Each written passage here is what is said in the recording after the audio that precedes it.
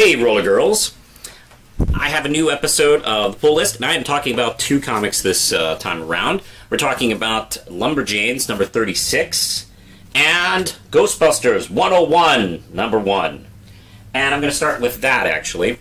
It's from Eric Burnham, and let's see, Dan Sharoning, or Sharoning, I think it is. Sorry about that.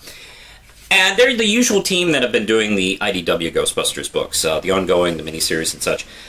So they are perfect to do this fantastic crossover. I was hoping when the remake was announced last year or something like that, or the year before, that IDW would do something like this. They did a crossover with these Ghostbusters and the real Ghostbusters, which I always thought, like, they're almost the same thing. And, you know, I almost didn't even think, like, oh, these were that different from the real Ghostbusters, but apparently, I guess so.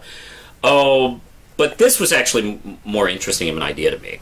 I also was very curious about seeing these, the Answer the Call Ghostbusters developed a little bit more, because one of the things I really enjoyed about the film was the characters themselves, that they just didn't make themselves carbon copies of the male characters. They kind of fit the roles, but in themselves, they were their own people. So, you know, they really mixed it up really well. And this is great. This is not only a crossover between the original, or they call them Prime Ghostbusters, and the Answer the Call Ghostbusters. Since let's see. Since Kylie Griffin is in here, that means we have a three-way crossover here, including the Extreme Ghostbusters. Matter of fact, Kylie is partly responsible for, you know, bridging a gap here. At the moment, they're investigating some kind of weird tangents that are going on. At the same time, Kylie and Ray are training some new recruits, one of which is Janine's niece. And we get to see this portal, which I imagine was used in the real Ghostbusters Gets Real crossover. And I love the fact that there's a throwaway line about how an anthropomorphic turtle helped Egon build it. Donatello. That means Donatello is partly responsible for these two Ghostbusters teams meeting.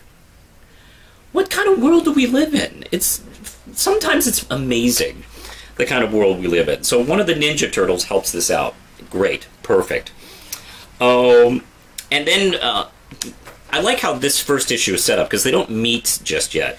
We get, I'd say, probably 60% of the regular Ghostbusters team, and seeing where we are right now. I love seeing Walter Peck. Walter Peck has been really well done in the comics, and how he's working with them now and is sort of their government go-between.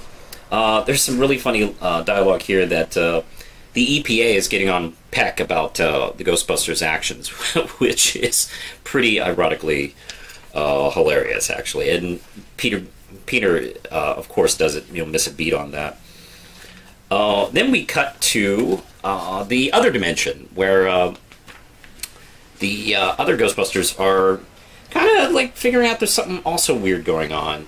They're kind of just starting to get starting to figure out that something's up about it. I have to say, this is the first time I've seen these Ghostbusters captured, and you know what? I think Dan Sharoning does a better job capturing these Ghostbusters. I wonder if, I don't know. I always thought the artistic intention for the Ghostbusters comic was to kind of like blend the real actors of Ghostbusters with kind of the real Ghostbusters look. So, I mean, especially Peter. Peter looks like a blend between Bill Murray and the Lorenzo Music cartoon depiction of him. But the Answer the Call Ghostbusters look pretty spot on. I guess there's no cartoon to reference, but yeah, I think Dan really captures them. Let's see, particularly Aaron. Aaron looks exactly like Kristen Wiig. I really, really dig it.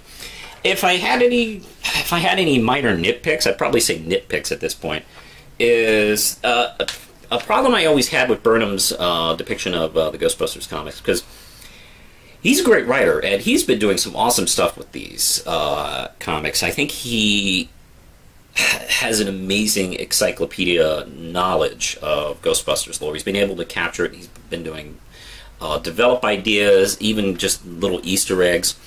Matter of fact, we even see in the background Kevin's dog, my cat, in the background. We never even saw him in the film. We get to see the dog in here.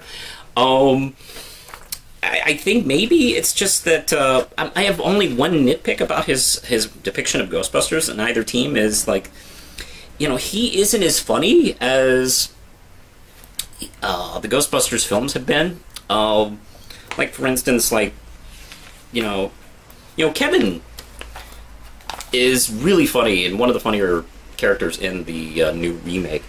And in the comic, he's just kind of dancing around dressed up like broccoli. And if you know the movie, you know he's often auditioning for parts as an actor, and so you guess that's why. But in here, it's just like, hey, he's in a broccoli suit jumping around like an asshole. I don't know.